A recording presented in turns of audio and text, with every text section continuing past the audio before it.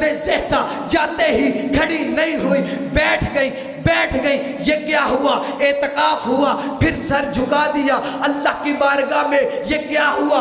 رکوع ہوا۔ پھر کہتی ہے کہ درد ذہن کی وجہ سے میری آنکھوں میں غنودگی آئی، میں نے سر جھکا دیا، آنکھیں بند کر دی، آنکھیں بند کی۔ جیسے ہی آنکھوں کا بند کرنا تھا کہ میں نے یکا یک آواز سنی، اشہد ان لا الہ الا اللہ و اشہد ان محمد النبی اللہ۔ تو میں نے دیکھا ایک نورانی بچہ جو یہ کہہ رہا ہے کہ میں اللہ کی وحدانیت کی گواہی دیتا ہوں اور محمد کی نبوت کی گواہی دیتا ہوں۔ تو پتہ چل گیا یہ ہے وہ نمازی جس کے لیے اللہ کہتا ہے کہ میرے گھر کو پاک رکھ۔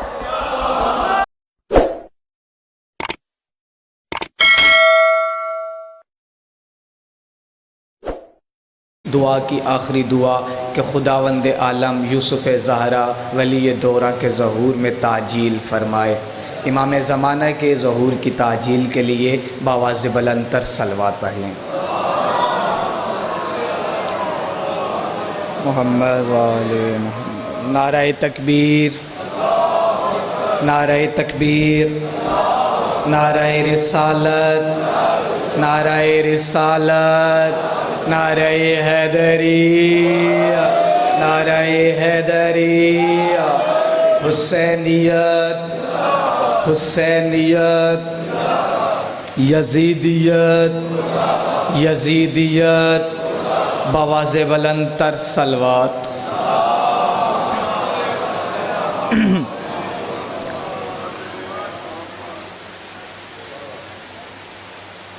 عزیز محترم اور معظم سامعین، بغیر کسی تمہیدی کلمات کے میں اپنی گفتگو پر آنا چاہتا ہوں، اس لیے کہ وقت کی نزاکت ملحوظ خاطر ہے۔ تو آپ مسلسل جس آیہ کریمہ کی تلاوت کا شرف حاصل میں کر رہا ہوں اور آپ سماعت فرما کر ثواب عظیم حاصل کر رہے ہیں، اس آیہ کریمہ میں خداوند عالم سورہ آل عمران کی آیت نمبر 33 اور 34 میں یہ فرماتا ہے کہ بے شک اللہ چن رہا ہے، آدم کو بھی چن رہا ہے، نوح کو بھی چن رہا ہے، اور اولاد ابراہیم کو بھی چن رہا ہے، اور اولاد عمران کو بھی اللہ تبارک و تعالی چن رہا ہے۔ یہ مسلسل آیات میں تلاوت فرما رہا ہوں اور آپ سماعت فرما رہے ہیں۔ آج ایک اور آیت کی تلاوت میں کرنا چاہتا ہوں کہ اللہ تبارک و تعالی سورہ نور میں ارشاد فرما رہا ہے، فی بیوتن اذن اللہ ان ترفع ویذکر فیہا اسمہ ویسبح لہ فیہا بالغدو والآصال، کہ اللہ تبارک و تعالی سورہ نور میں پارہ نمبر 18 میں یہ ارشاد فرما رہا ہے صاحبان علم کے لیے کہ دیکھو جن گھروں میں نور کی قندیل روشن ہوتی ہے کبھی بھی ان گھروں کو گرانا نہیں۔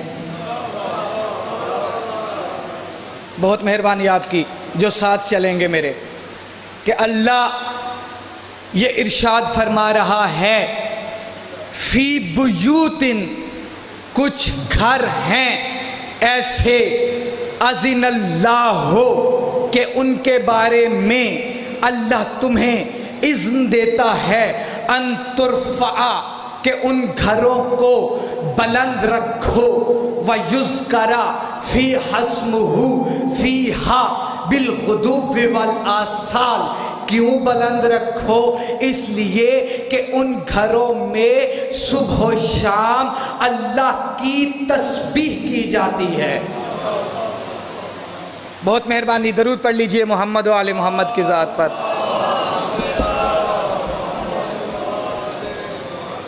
اب محترم معظم سامعین، میں درخواست گزار ہوں اور عرض گزار ہوں کہ اللہ تبارک و تعالی، توجہ میری طرف رکھیے گا، یہ ارشاد فرما رہا ہے کہ کبھی بھی ان گھروں کو گرانا نہیں ہے، مسمار نہیں کرنا، زمین کے برابر نہیں کرنا بلکہ ان گھروں کو بلند رکھنا ہے۔ نہ کوئی علماء ملت اسلامیہ جو پاکستان میں ہیں وہ گرا سکتے ہیں، نہ علماء ملت اسلامیہ جو ہند میں ہیں وہ گرا سکتے ہیں، نہ علماء ملت اسلامیہ جو پوری دنیا میں ہیں ان گھروں کو وہ بھی نہیں گرا سکتے۔ اور توجہ کیجئے گا، نہ علماء نجدیت جو سعودی عرب میں ہیں ان گھروں کو وہ بھی نہیں گرا سکتے، اس لیے کہ اللہ فرما رہا ہے فی بیوت اذن اللہ ان ترفع ویذکر فی اسمہ ویسبح لہ فیہا بالغدو والآصال، کہ کبھی بھی ان گھروں کو، توجہ میری طرف رکھیے گا، میرے ساتھ چلیے گا، کبھی بھی ان گھروں کو گرانا نہیں ہے، مسمار نہیں کرنا، بلکہ ان گھروں کو بلند رکھنا ہے۔ ان گھروں میں اللہ کی تسبیح کی جاتی ہے۔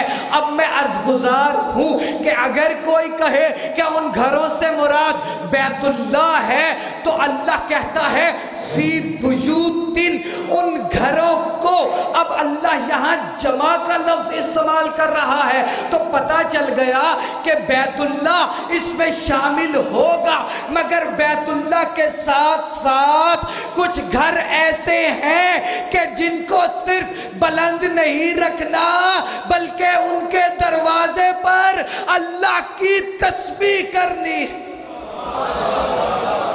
بہت مہربانی آپ کی، بہت شکریہ بھائی جان، بہت مہربانی۔ اللہ آپ کے ہاتھوں کو سلامت رکھے، آپ کی جوانیوں کو سلامت رکھے کہ اللہ تبارک و تعالی فرما رہا ہے فی بیوت، یہاں جو لفظ گھر کے لیے، بیت کے لیے اللہ استعمال کر رہا ہے وہ ہے بیوت، جمع کا لفظ ہے۔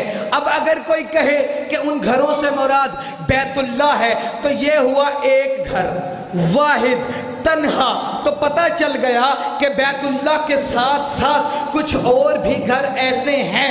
تو اگر کوئی یہ کہہ دے کہ بیت اللہ بھی اس میں شامل ہے اور بیت المقدس بھی اس میں شامل ہے تو بیت اللہ اور بیت المقدس ہوئے دو گھر۔ عربی میں دو گھروں کے لیے تثنیہ کا لفظ استعمال کیا جاتا ہے، تثنیہ کا صیغہ استعمال کیا جاتا ہے، جو استعمال ہوتا ہے وہ ہے بیتان، اور اللہ استعمال کر رہا ہے بیوت۔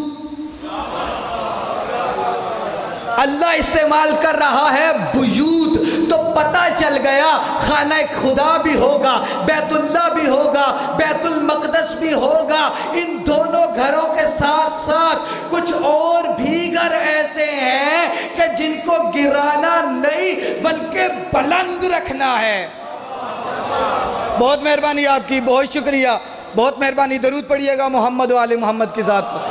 اللہم صلی علی محمد و آل محمد۔ قرآن کی آیت سماعت فرمائیں، فی بیوت اذن اللہ، اللہ نے کچھ گھروں کو فضیلت دی ہے، بیت نہیں کہا، بیوت کہا۔ ان اول بیت وضع للناس، بے شک وہی وہ گھر ہے، وہی بیت ہے جو لوگوں کی ہدایت کا مرکز بنایا ہے۔ اللہ نے بیت کہا، بیوت نہیں کہا۔ وَإِذْ يَرْفَعُ الْقَوَاعِدَ إِبْرَاهِيمَ وَإِسْمَاعِيلَ، جب ابراہیم اور اسماعیل بیت کی دیواروں کو بلند کر رہے تھے، بیت کہا، بیوت نہیں کہا۔ اس سے آگے اللہ فرماتا ہے وَإِذْ جَعَلْنَا الْمَثَابَةَ لِلنَّاسِ، اللہ نے لوگوں کے ثواب کے لیے اپنے گھر کو بنایا، اپنے بیت کو بنایا، اپنے بیت کو بنایا۔ اللہ یہاں بھی بیت استعمال کر رہا ہے، بیوت استعمال نہیں کر رہا، تو پتہ چل گیا کہ بیت ہونا اور بات ہے، بیوت ہونا اور بات ہے۔ درود پڑھ لیجئے محمد و آل محمد کی ذات پر۔ محمد و آل محمد۔ بردیگر بآواز بلند تر صلوات پڑھ لیجئے۔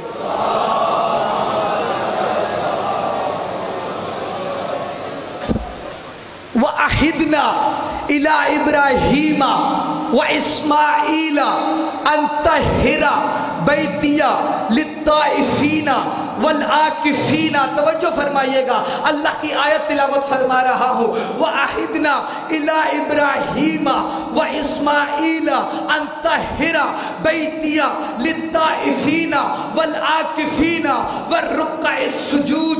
اللہ وعدہ لے رہا ہے ابراہیم سے اور اسماعیل سے کہ تم دونوں نبی ان طہرا میرے گھر کو پاک رکھو.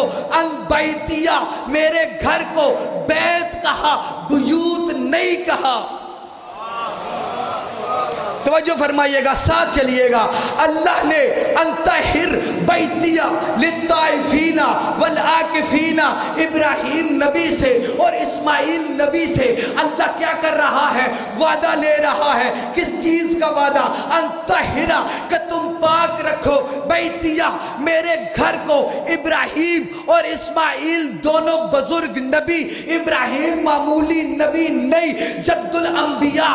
اسماعیل معمولی نبی نہیں، جد المصطفیٰ. ان دونوں نبیوں کو اللہ حکم دے رہا ہے، وعدہ لے رہا ہے کہ تم میرے گھر کو پاک رکھو، پاک رکھو. کس کے لیے؟ للطائفین، طواف کرنے والوں کے لیے. والعاکفین، اور اعتکاف میں بیٹھنے والوں کے لیے. والرکع والسجود، اور سجدہ کرنے والوں کے لیے اور رکوع کرنے والوں کے لیے. طواف کیا، پھر اعتکاف میں بیٹھے. اب اعتکاف میں بیٹھنے والا، توجہ فرمائیے گا، اعتکاف میں بیٹھنے والا جب نماز کو شروع کرے گا تو کیا کرے گا؟ پہلے قیام کرے گا، پھر رکوع کرے گا، پھر سجدہ کرے گا. آیت میں کیا ہے؟ انطہر بیتیہ للطائفین والعاکفین والرکع السجود. طواف کرنے والوں کے لیے، اعتکاف میں بیٹھنے والوں کے لیے، رکوع کرنے والوں کے لیے، سجدہ کرنے والوں کے لیے. تو پتہ چل گیا کہ اللہ دو بزرگ نبیوں کو کسی عام نمازی کے لیے بیت اللہ پاک کرنے کا حکم نہیں دیتا. بہت مہربانی. کہ اگر یہاں پر عام نمازی مقصود ہوتا تو نماز میں پہلے ہے قیام. ہے قیام ہے تو نماز میں کیا ہے؟ پہلے قیام ہے، پھر رکوع ہے، پھر سجدہ ہے. اللہ کہہ رہا ہے وَعَهِدْنَا، ہم نے عہد لیا اِلَىٰ إِبْرَاهِيمَ، ابراہیم سے، وَإِسْمَاعِيلَ، اور اسماعیل سے کہ تم دونوں کیا کرو؟ انطہر بیتیہ میرے گھر کو پاک رکھو. للطائفین، طواف کرنے والوں کے لیے. والعاکفین، اور اعتکاف میں بیٹھنے والوں کے لیے. والرکع السجود، سجدہ کرنے والوں کے لیے اور رکوع کرنے والوں کے لیے. تو پتہ چل گیا نا بھائی جان کہ اللہ یہاں عام نمازی کے لیے حکم نہیں دیتا دو نبیوں کو کہ تم میرے گھر کو پاک رکھو، پاک رکھو. تو پھر ڈھونڈو وہ کون سا نمازی ہے جس کے لیے اللہ دو نبیوں کو حکم دیتا ہے کہ میرے گھر کو پاک رکھنا. تو مجھے پتا چل گیا 13 رجب کی نورانی شب دختر اسد، آنے والے اسد کی ماں، خانہ خالق الاسد میں پیٹ میں اسد کو لیے خانہ خدا کے قریب آئی اور اپنا منہ بلند کیا. جیسے ہی بلند کیا اللہ نے کیا کیا؟ دیوار میں در بنایا. بنت اسد اندر گئی. اب ان کو تھا درد سے، پہلے طواف کیا، تیسرے طواف پر آپ رک گئی، در بنا، اندر گئی، درد سے تھا. جاتے ہی کھڑی نہیں ہوئی، بیٹھ گئی. یہ کیا ہوا؟ اعتکاف ہوا. پھر سر جھکا دیا اللہ کی بارگاہ میں. یہ کیا ہوا؟ رکوع ہوا. پھر کہتی ہے کہ درد ذہن کی وجہ سے میری آنکھوں میں غنودگی آئی، میں نے سر جھکا دیا، آنکھیں بند کر دی. آنکھیں بند کی، جیسے ہی آنکھوں کا بند کرنا تھا کہ میں نے یکا یک آواز سنی، اشہد ان لا الہ الا اللہ و اشہد ان محمد النبی اللہ. تو میں نے دیکھا ایک نورانی بچہ جو یہ کہہ رہا ہے کہ میں اللہ کی وحدانیت کی گواہی دیتا ہوں اور محمد کی نبوت کی گواہی دیتا ہوں. تو پتہ چل گیا یہ ہے وہ نمازی جس کے لیے اللہ کہتا ہے کہ میرے گھر کو پاک رکھ. حیدری یا علی. بہت مہربانی، بہت شکریہ. حیدری، بہت مہربانی آپ کی، بہت شکریہ. درود پڑھ لیجئے محمد و آل محمد کے ساتھ.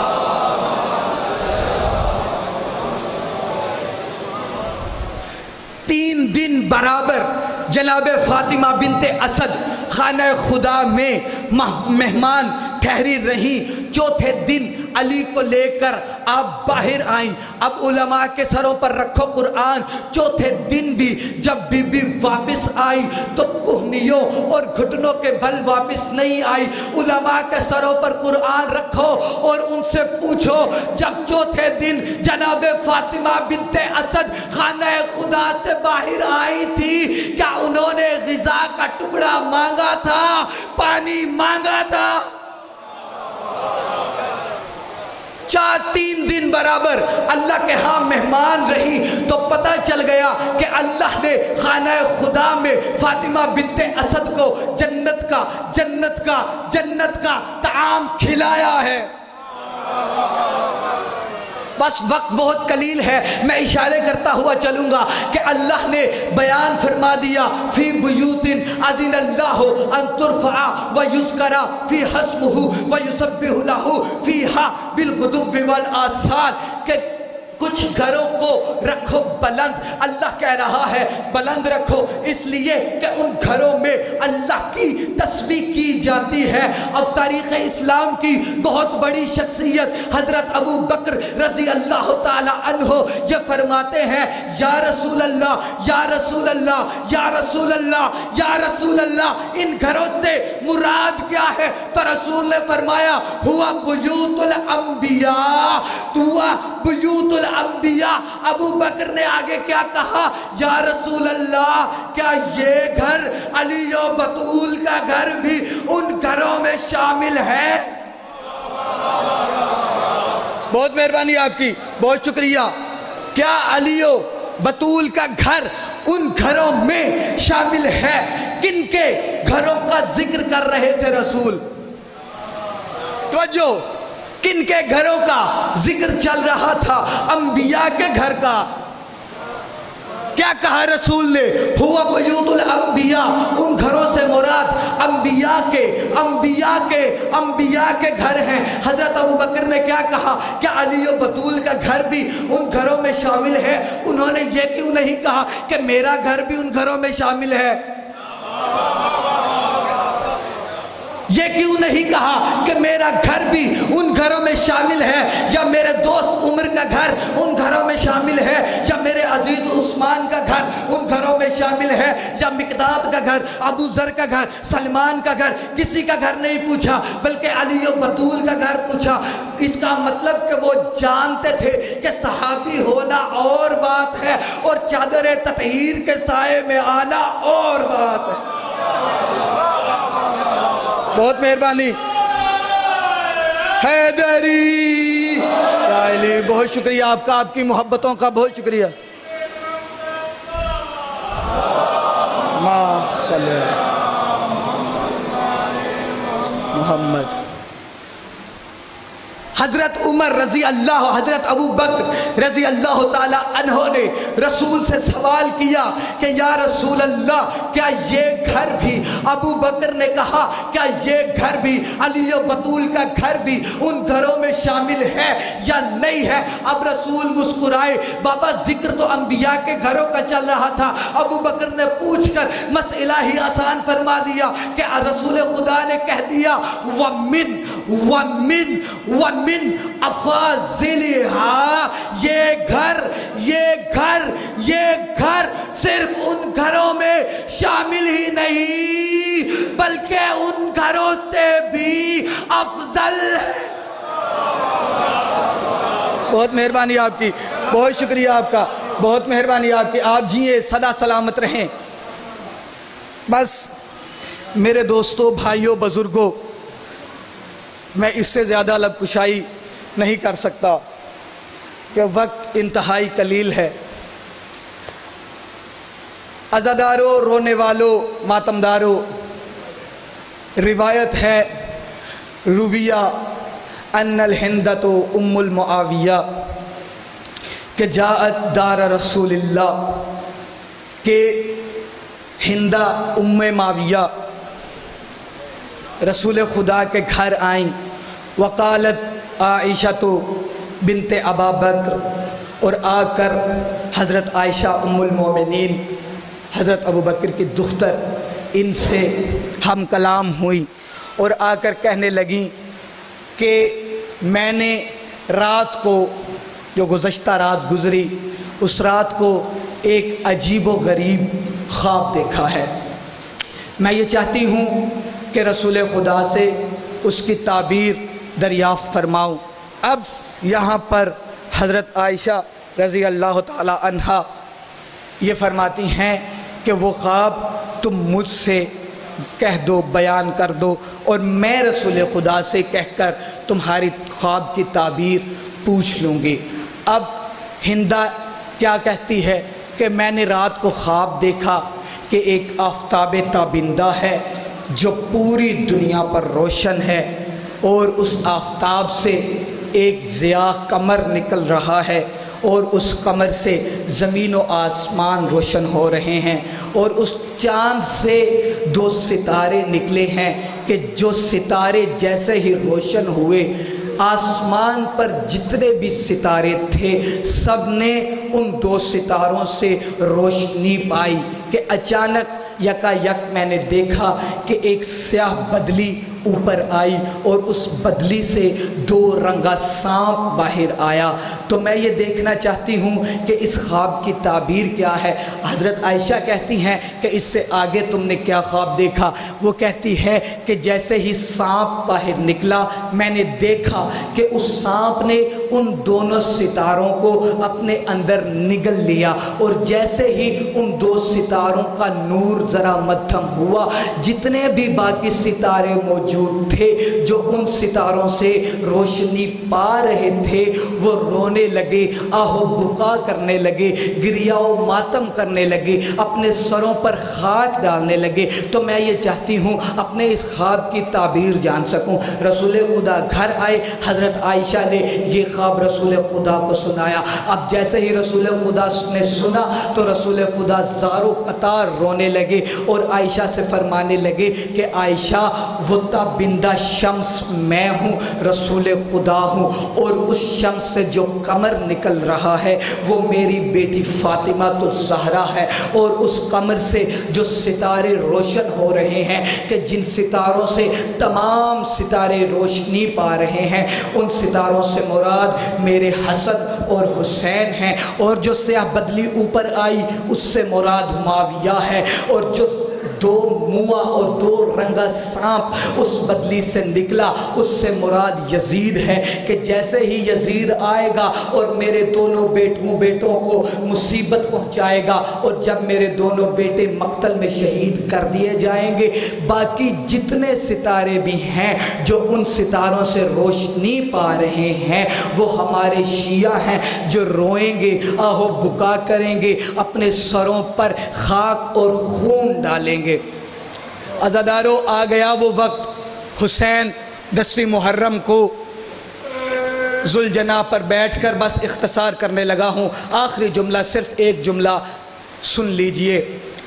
حسین ذوالجناح پر بیٹھ کر میدان میں گئے، جیسے ہی میدان میں گئے، تیروں کی، تلواروں کی، نیزوں کی بارش جب حسین پر آنا شروع ہوئی تو حسین زین پر سنبھل نہ سکے۔